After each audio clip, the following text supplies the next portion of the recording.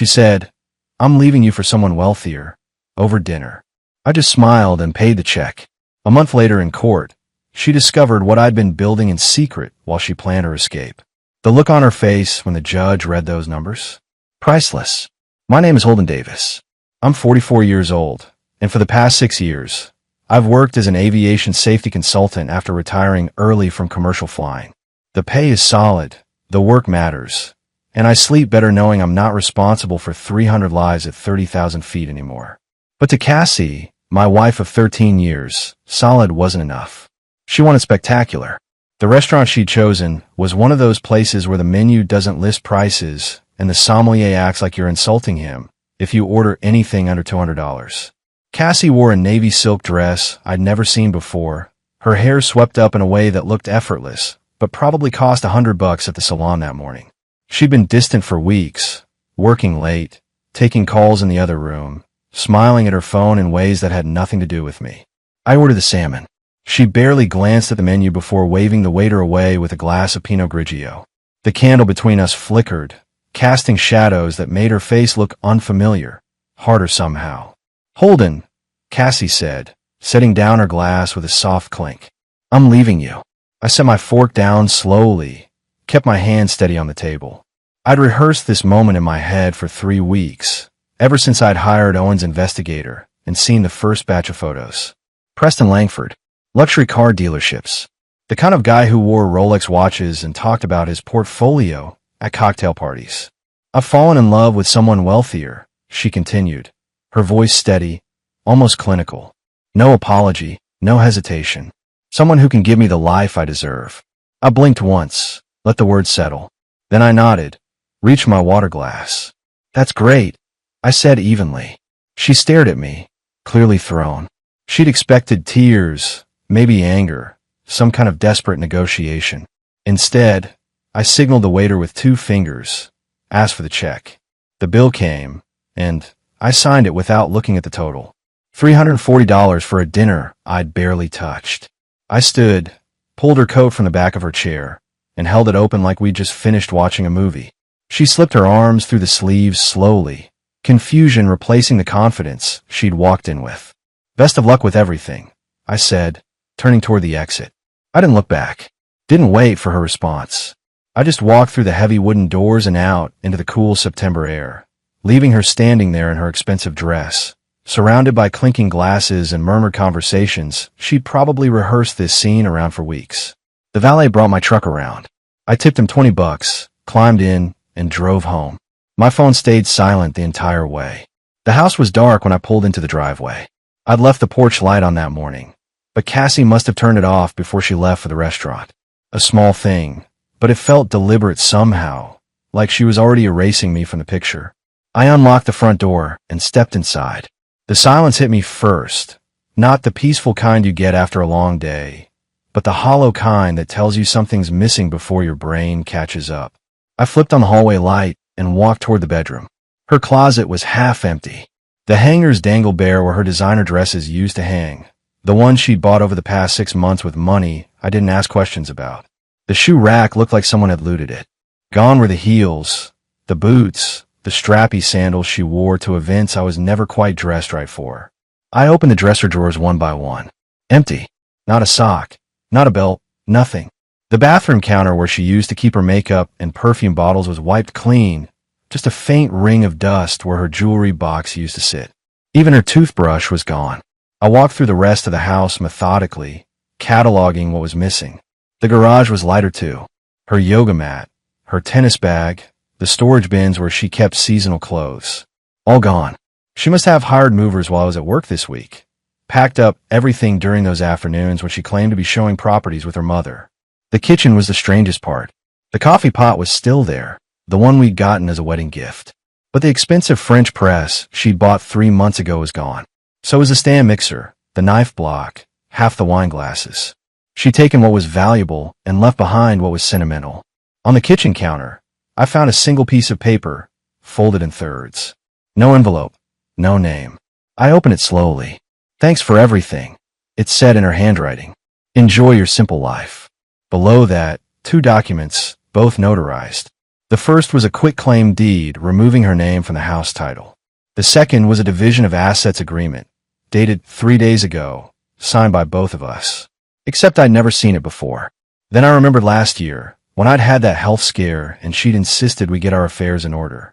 I'd signed a stack of papers without reading them carefully, trusting her to handle the details. No contest, it said in the margins. Clean split. Fair division. I sat down at the kitchen table, the same one where we used to eat breakfast together before work, back when she still asked how I slept. The house felt bigger now, emptier, like someone had removed all the furniture, even though most of it was still here. My phone buzzed. A text from Owen. You good? I typed back. Yeah. She's gone. 3 dots appeared, then disappeared. Finally, come by the office tomorrow. We need to talk about next steps. I set the phone down and stared at that note again. Enjoy your simple life. She'd meant it as an insult, a parting shot to remind me that I wasn't enough. But sitting in a quiet house, I realized something. She hadn't just left. She'd walked away so cleanly, so completely, that she'd already decided I wasn't worth the fight. And that was fine by me, because while she was measuring her life by Preston Langford's bank account, I'd been building something she didn't even know existed. I folded the note, tucked it into my wallet, and went upstairs to pack. Owen's office was on the 14th floor of a glass building downtown, the kind of place where everyone wore suits that cost more than my monthly truck payment. His secretary waved me through without asking questions. She'd seen me here enough times over the years to know I wasn't just another client. Owen was standing by the window when I walked in, phone pressed to his ear, nodding at whatever the person on the other end was saying. He held up one finger, wrapped up the call, and turned to face me. You look like hell, Owen said, setting his phone down on the desk.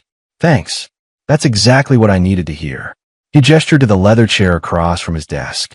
I sat, and he pulled out a thick manila folder from his drawer. The tab read, Davis versus Davis, confidential. How much does she know? Owen asked, flipping it open. Nothing. She thinks I'm still pulling $200,000 a year from consulting contracts. Owen nodded slowly. And the Boeing deal? Closed yesterday morning. 9:47 a.m., to be exact. I got the confirmation email while I was sitting at a red light on my way to meet a client. The Boeing contract had been 18 months in the making. A comprehensive safety audit partnership worth $94 million over 5 years, with my firm handling third-party inspections and compliance reviews for their commercial aviation division. It wasn't just money. It was legitimacy, the kind of contract that put you on the map in the aviation industry. I'd signed the NDA back in March, which meant I couldn't tell anyone, not even Cassie. Especially not Cassie, given how things had been going. The final paperwork had closed 2 days after she walked out of that restaurant. She filed for divorce 4 days ago, Owen said, sliding a document across the desk. Standard petition. Irreconcilable differences. She's asking for 50% of marital assets, spousal support, and the house. I scanned the document. Her attorney was someone named Richard Voss, a guy with a reputation for bleeding his clients dry while promising them the moon. Fitting. What does she think she's getting? I asked. Owen pulled out a financial worksheet. Based on what she knows, about $350,000. The house is worth $200. Your retirement accounts are around $80. And she thinks your business is worth maybe $70,000 based on last year's tax returns. And what's she actually getting? Owen leaned back in his chair, a slight smile tugging at the corner of his mouth. Well, the house has some problems she doesn't know about yet. Septic system failed inspection last month. There's also an underground oil tank that's been leaking for who knows how long. Environmental cleanup alone is going to run north of $200,000. So the house is basically worthless once you factor in remediation. I felt something settle in my chest. I'd known about the septic issue for 6 weeks. The oil tank I discovered 3 weeks ago when I'd hired an environmental consultant to do a full property assessment. I hadn't told Cassie. Hadn't seen the point. What about the retirement accounts? I asked. Those are split down the middle. She gets $40,000. But here's the interesting part. Owen slid another document toward me. Your business. She thinks it's worth $70,000 based on last year's revenue. But you restructured 4 months ago, remember? Created an LLC, brought in 2 partners, shifted your personal consulting income into a different entity. The old business? Worth about $12,000. Everything else is in the new structure, which she has no claim to because it was formed after separation. And Boeing contracted with the new entity. The $94 million doesn't touch her. It's separate property, post-separation income. She gets nothing. I let out a breath I didn't know I'd been holding. Cassie had walked away from a fortune she didn't know existed, and she'd done it with such confidence, such certainty that she was trading up. There's one more thing, Owen said, pulling out his phone. He scrolled through something, then turned the screen toward me. A photo of Preston Langford shaking hands with another man outside a car dealership. Your wife's boyfriend. Want to know what I found? I nodded. Preston Langford Luxury Motors. 5 locations across 3 states. Looks impressive, right? Except it's all smoke. He filed for bankruptcy protection 8 months ago. The dealerships are in receivership. He's operating under a management agreement while the creditors figure out who gets what. The cars you see on the lot, consigned from auction houses.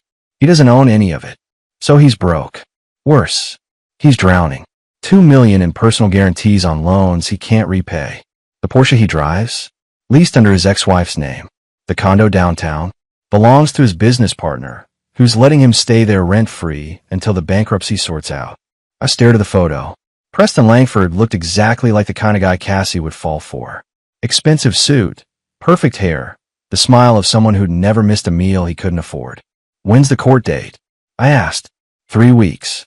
She's going to walk in expecting a settlement. What she's going to get is a reality check. I spent the next 2 weeks moving out of the lakefront house and into a temporary apartment across town. A furnished place with tall windows and a view of the river. It was smaller than the house, quieter, and I liked it better already. No memories. No ghosts of arguments that never quite resolved. Cassie's attorney sent 3 emails demanding a settlement conference. Owen responded to each one with variations of discovery is ongoing. We'll be in touch. It was legal speak for we're not negotiating until we're ready, and it drove Richard Voss insane. I could tell by the increasingly aggressive tone of his correspondence. On a Tuesday morning, I got a call from an unknown number. I let it go to voicemail. When I checked an hour later, the message was brief and unsettling. Mr. Davis, this is Vincent Calabrese. I need to speak with you about a mutual acquaintance. Call me back at this number. It's urgent. The voice was calm, polite, but there was something underneath it that made my instincts flare. I called Owen immediately. Who's Vincent Calabrese? I asked when he picked up. There was a pause. Where did you hear that name? He left me a voicemail. Said it was urgent. Don't call him back. Forward me the message. I'll handle it. Owen, who is he? Another pause, longer this time. He's a loan shark. Operates out of a pawn shop on the south side. Technically legal, but he's got a reputation for collecting debts in ways that don't show up on credit reports. My stomach dropped. Why would he be calling me? I don't know, but I'm going to find out. Owen called back 3 hours later. His tone was different, sharper. Your father-in-law, Owen said without preamble. Robert Harmon. He borrowed $210,000 from Calabrese 6 years ago. Gambling debts. He was supposed to pay it back in installments, but he died 4 years ago. Heart attack. I remembered Robert's funeral. Cassie had been devastated, her mother stoic and cold. There'd been whispers about financial troubles, but I'd assumed it was just estate settlement issues. The debt didn't die with him. Owen continued. Calabrese tried to collect from Judith, but she claimed she didn't know anything about it. So he went after Cassie. She's been making payments for the last 3 years. Small amounts, couple hundred here and there, but never enough to cover the principal. She owes him $187,000. Jesus. It gets worse. Guess who co-signed the original loan? I didn't need a guess. I already knew. Me. I said quietly. You. Robert used your name and social security number to co-sign. Forged your signature. Calabrese has the paperwork. I felt the walls closing in. That's fraud. It is. But proving it means going to court, hiring forensic experts, spending months and thousands of dollars fighting a loan shark who has connections to people you don't want to meet in dark alleys. Calabrese is willing to settle. He knows he didn't sign it. He just wants his money back. How much? He'll take $150,000. Cash. Wipes the debt clean, no questions asked, and he leaves you and Cassie alone. I sat down heavily on the couch. $150,000. It was a fortune to most people, but with the Boeing contract, it was manageable. The question was whether I wanted to pay off Cassie's debt or let her drown in it. What happens if I don't pay? I asked. Calabrese will go after Cassie. Legally at first, through collection agencies and judgments. But if that doesn't work, he has other methods.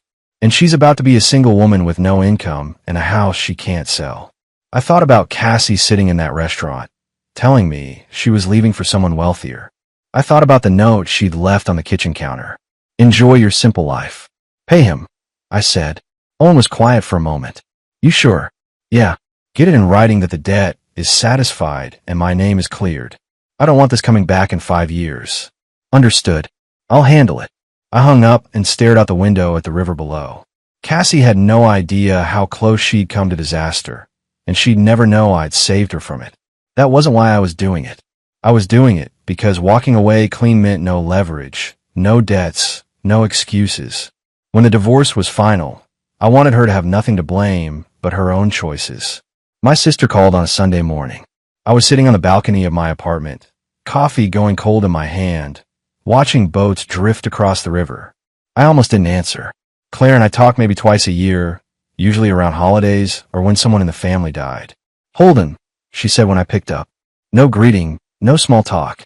I need to tell you something. Go ahead. She was quiet for a moment, and I could hear traffic in the background. She was driving somewhere. I tried to warn you, Claire said finally. Before the wedding. Do you remember? I did remember. 13 years ago, the night before Cassie and I got married, Claire had pulled me aside at the rehearsal dinner. She'd been drinking, her words careful and measured in that way people get when they're trying to say something difficult. She's using you, Claire had said that night. Cassie doesn't love you, Holden. She loves what you can give her. I'd brushed her off, told her she was jealous, that she'd never liked Cassie anyway. Claire had nodded, squeezed my shoulder, and walked away. We hadn't talked about it since. I remember, I said into the phone. Her father's dead, Claire continued. Robert owed money to dangerous people. Cassie knew about it before you two got married. Judith told her that marrying you would solve the problem, that you'd take care of it without even knowing. I felt something cold settle in my stomach. How do you know this? Because Judith told me. She was drunk at your wedding, bragging to her sister about how smart they were, how they found a nice, stable man with a good income who'd never ask questions. She said Cassie's job was to keep you comfortable and distracted long enough to clean up Robert's mess. I closed my eyes. 13 years. 13 years of thinking I'd built something real, something that mattered. And it had all been a transaction from the start. Why are you telling me this now? I asked. Because I heard she left you. And I wanted you to know it was never about you not being enough. You were always the Mark Holden. From the beginning. The line went quiet. I could hear Claire breathing, waiting for me to say something. Thanks for calling, I said finally. I'm sorry I didn't try harder to stop you. It's not your fault. We hung up. I sat there for a long time, watching the boats, thinking about the note Cassie had left. Enjoy your simple life. She thought she was insulting me, but really she'd been describing exactly what I'd wanted all along. Something simple.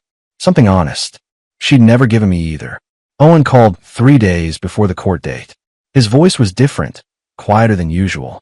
I need you to come to the office, he said. There's something you need to see.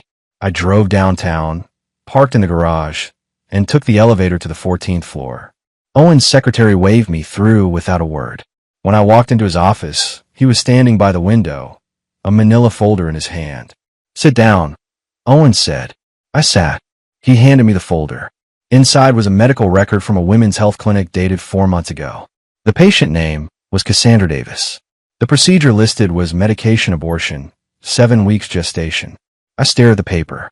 The words didn't make sense at first, just letters arranged in a pattern that my brain refused to process. Then it hit me all at once. She was pregnant, I said quietly. Yes. And she didn't tell me. Owen sat down across from me, his expression carefully neutral. The timing lines up. She would have found out right around the time she started moving money, right around the time she started planning to leave. I thought about that period 4 months ago. Cassie had been distant, working late, spending more time with her mother. I'd thought it was work stress, maybe some problem with the real estate market. I'd given her space. She didn't want the baby, I said. No. According to the records, she went alone. No emergency contact listed. She paid cash. I set the folder down on Owen's desk. My hands were steady, which surprised me. I felt like I should be angry, devastated, something. Instead, I just felt empty. She was going to leave anyway, I said. The baby would have complicated things, made it harder to walk away clean. Owen nodded. That's what I think too. Does she know we have this? No. Medical records are private. I had to pull some strings to get it, and it's not admissible in court. But I thought you should know. I stood up, walked to the window. The city stretched out below, indifferent and enormous. Somewhere down there, Cassie was probably sitting with Preston, planning her future, believing she'd made the right choice. She threw away everything, I said. The marriage, the baby, all of it. For a man who can't even pay his own bills. Yes. And she has no idea what's coming. Owen stood beside me. No, she doesn't. I turned away from the window. Let's make sure the court date goes exactly as planned. The envelope arrived by courier on a Thursday afternoon. No return address, just my name typed on a plain white label. Inside was a thumb drive and a handwritten note on expensive stationery. Mr. Davis, you might find this useful. A concerned observer. I plugged the drive into my laptop. There were 3 folders. The first contained bank statements from an account in Cassie's name I'd never seen before. Transfers from her mother's real estate business, labeled as consulting fees. $47,000 over the past 18 months. Money Cassie had never mentioned, never declared on our joint tax returns. The second folder had photographs. Cassie and Preston at restaurants I couldn't afford, hotel lobbies, a beach resort in Florida. The timestamps went back 11 months. Almost a year of meetings, carefully scheduled during my business trips, during the hours I thought she was showing properties or meeting clients. The third folder was a video file. I hesitated before clicking it, but curiosity won. It was security footage from what looked like a hotel bar. Cassie and Preston sitting in a booth, drinks in front of them. The audio was surprisingly clear. When are you going to tell him? Preston's voice, smooth and confident. Soon. I'm waiting for the right moment. I need to make sure the house is secured in my name first. Cassie's voice. Your mother said she'd take care of the financial side. Make sure he doesn't get suspicious before you're ready. She will. Mom's been planning this for months. She even found someone to appraise the house low, make it look like it's worth less than it is. That way he won't fight me on it. Preston laughed. You're cold, Cassie. I like that about you. I learned from the best. My mother didn't stay rich by being sentimental. The video ended. I sat back in my chair, staring at the frozen image of my wife smiling at another man, plotting how to take everything while making it look like I was getting a fair deal. I called Owen immediately. I just received something interesting, I said when he answered. 20 minutes later, I was in his office, and Owen was reviewing the contents of the thumb drive with the intensity of a surgeon examining x-rays. This is good, Owen said finally. Really good. The bank statements show she's been hiding income. That's fraud. The video shows premeditation and conspiracy. And the photographs establish a timeline that proves she was planning this long before she filed. Who do you think sent it? I asked. Owen shrugged. Someone who wants to see her lose. My money's on her sister. Sophie has always been the honest one in that family. Can we use it in court? All of it. The bank statements are public record once we subpoena them. The photographs are just documentation of her activities. The video might be trickier, but if it was taken in a public space, it's admissible. This changes everything, Holden. I looked at the frozen image of Cassie on Owen's screen. She looked happy, confident, completely certain she'd covered every angle. She had no idea someone had been watching her the whole time, documenting every move. What happens now? I asked. Now we go into that courtroom tomorrow, and we show the judge exactly who she is. Not the victim she's pretending to be, but the person who's been systematically planning to defraud her husband for almost a year. I stood up, walked to the window. The sun was setting over the city, painting everything in shades of orange and gold. Tomorrow, Cassie would walk into court expecting a settlement. What she'd get instead was a reckoning. Make sure her attorney sees everything, I said. I want him to know exactly what he's defending before we start. Owen smiled. Consider it done. The courthouse was smaller than I expected. Just another building with harsh fluorescent lights and uncomfortable benches in the hallway.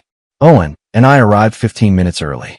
Cassie was already there, sitting with her attorney Richard Voss, wearing a conservative gray suit that was probably meant to make her look sympathetic. She glanced at me once when I walked in, her expression carefully neutral. I nodded slightly. She looked away. "All rise," the bailiff said as the judge entered. Judge Sarah Hendricks, a woman in her 60s with steel-gray hair and reading glasses on a chain around her neck. She'd been on the bench for 20 years, according to Owen, and had a reputation for not tolerating games. "Please be seated," Judge Hendricks said, settling into her chair. "We're here for Davis versus Davis, dissolution of marriage. Mr. Voss, I understand you're representing the petitioner." "Yes, Your Honor." Voss stood, his suit expensive, his smile practiced. "We're seeking an equitable division of assets. My client has been cooperative throughout this process and simply wants what's fair."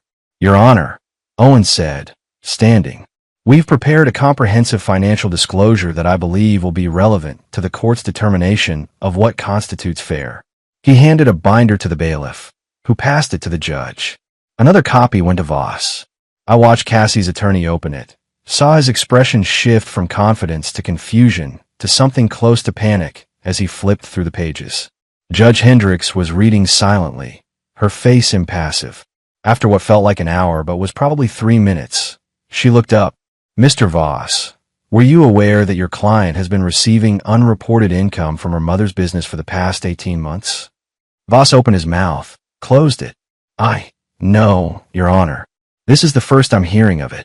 "Were you aware that your client began a relationship with Mr. Preston Langford 11 months before filing for dissolution?" "No, Your Honor." "Were you aware that Mr. Langford filed for bankruptcy 8 months ago and currently has a net worth of negative $2 million? Cassie went pale. I saw her lean toward Voss, whispering something urgent. He shook his head, his expression grim. And finally, Judge Hendricks continued, pulling out another document.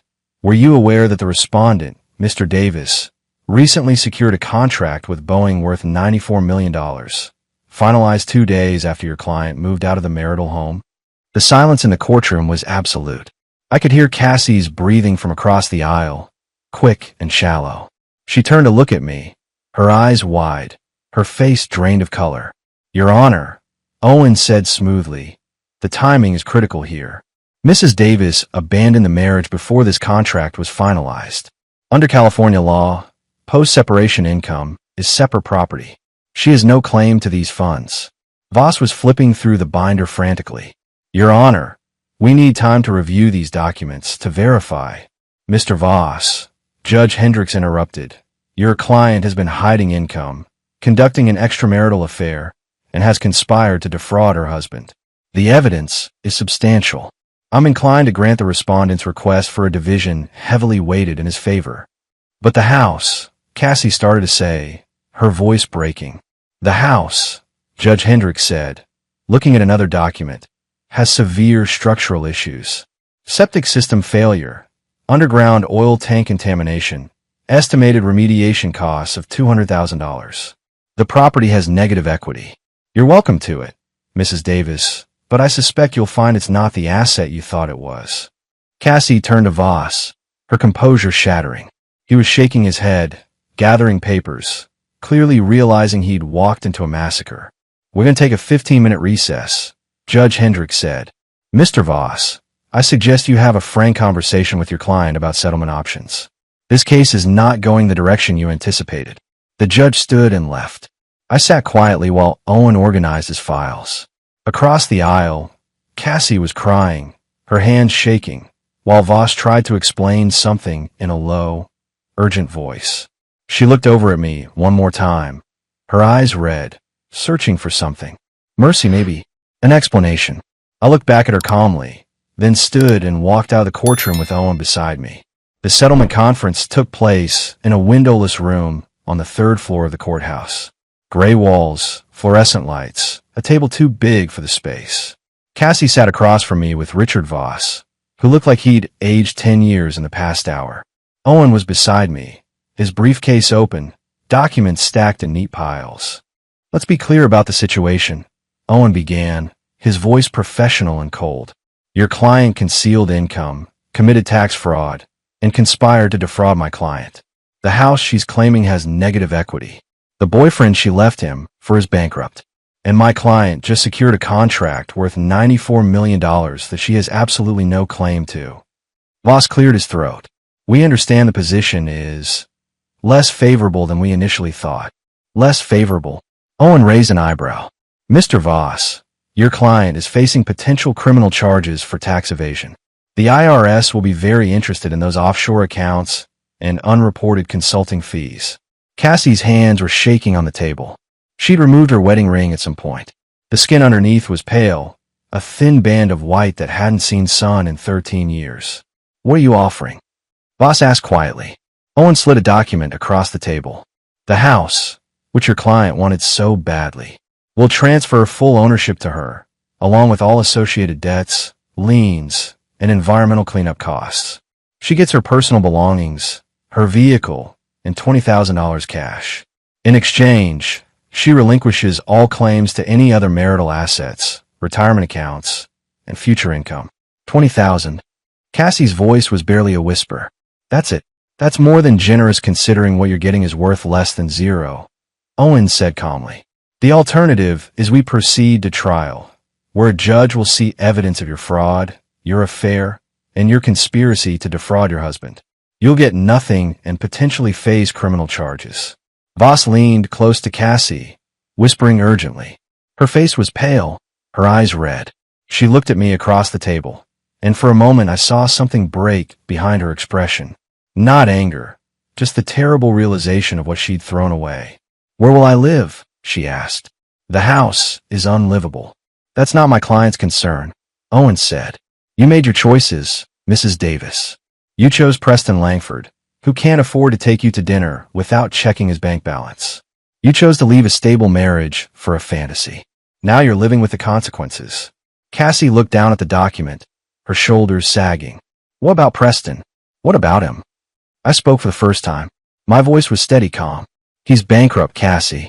Everything you thought he had. Gone. The dealerships are in receivership. The condo isn't his. Even the Porsche is leased under someone else's name. You left me for a man who is less than nothing. She looked up at me, tears sliding down her cheeks. I made a mistake. Yes, you did. I'm sorry. I stood up, buttoned my jacket. Sign the papers, Cassie. Move on with your life. Owen placed a pen on top of the settlement document. Cassie stared at it for a long moment, then picked it up with trembling hands. She signed her name in 3 places, each signature shakier than the last. We're done here, Owen said, gathering the documents. I walked out without looking back. In the hallway, Owen handed me a copy of the signed settlement. Congratulations, he said. You're officially free. Thanks, Owen. For everything. He nodded, shook my hand. What are you going to do now? I looked out the window at the city below, the afternoon sun painting everything gold. I'm going to live my life. The one I should have been living all along. The office overlooked the harbor, floor-to-ceiling windows showing sailboats drifting across blue water under a clear September sky. My new company, Davis Aviation Consulting Group, had expanded to 15 employees, with contract from 3 major airlines and 2 aerospace manufacturers. The Boeing partnership had opened doors I'd only dreamed about 5 years ago. I was reviewing a safety audit report when my assistant knocked on the doorframe. Mr. Davis? You have a visitor. She says it's personal. I looked up. Who is it? Cassie Davis. I set down my pen. Tell her I'm busy. She said she'd wait. She's been sitting in the lobby for 40 minutes. I thought about it for a moment, then nodded. 5 minutes. That's all. Cassie walked in looking smaller than I remembered. She wore jeans and a simple sweater, her hair pulled back in a ponytail. No designer clothes, no expensive jewelry. She looked tired, older somehow. Thank you for seeing me, she said, standing awkwardly by the door. You have 5 minutes. She nodded, clasped her hands together. I wanted to apologize. For everything. For the lies, the affair, the way I left. You deserve better. Yes, I did. I lost the house, she continued. The bank foreclosed 3 months ago. I couldn't afford the repairs or the mortgage payments. Preston left me after he realized I didn't have any money. My mother won't return my calls. I'm living with a friend in Aurora, working retail a mall. I didn't say anything, just waited. I threw everything away, Cassie said, her voice breaking. I had a good husband, a good life. and I destroyed it because I thought I deserved something better, something I didn't earn. Why are you telling me this? I asked. Because I wanted you to know I understand now. What I lost. What you were. She wiped her eyes. I saw the article about your company in Business Journal. You're successful, Holden. Really successful. And I'm happy for you. I stood up, walked to the window. A sailboat was tacking across the harbor, white sails bright against the blue water. I appreciate you coming here, I said, not turning around. But I don't have anything to say to you. You made your choices. You wanted someone wealthier, and you thought you found him. It's not my fault you were wrong. I know. I wanted you to know I'm sorry. Noted. I turned to face her. My assistant will show you out. Cassie nodded, started to leave, then stopped. Are you seeing anyone? I smiled slightly. That's none of your business. She nodded again, understanding. Goodbye, Holden. Goodbye, Cassie. She left. I watched from my window as she crossed the parking lot to an old Honda Civic, got in, and drove away. I felt nothing. No satisfaction, no anger, not even pity. Just the quiet certainty that I'd moved on to something better. My phone buzzed. A text from Amanda, the aerospace engineer I'd been seeing for the past 3 months. Still on for dinner tonight? I typed back. Absolutely. 7 o'clock. Perfect. I set the phone down and looked out of the harbor again. The sailboat had caught the wind, moving fast now toward open water. I'd spent 13 years of my life tied to someone who'd seen me as a transaction, a means to an end. Now I was finally free to build something real. The afternoon sun streamed through the windows, warm on my face. Somewhere across town, Cassie was probably crying in her friend's apartment, regretting every choice that had led her there. But that wasn't my problem anymore. I had work to do, a business to run, and a life to live. A simple life, maybe, but it was mine.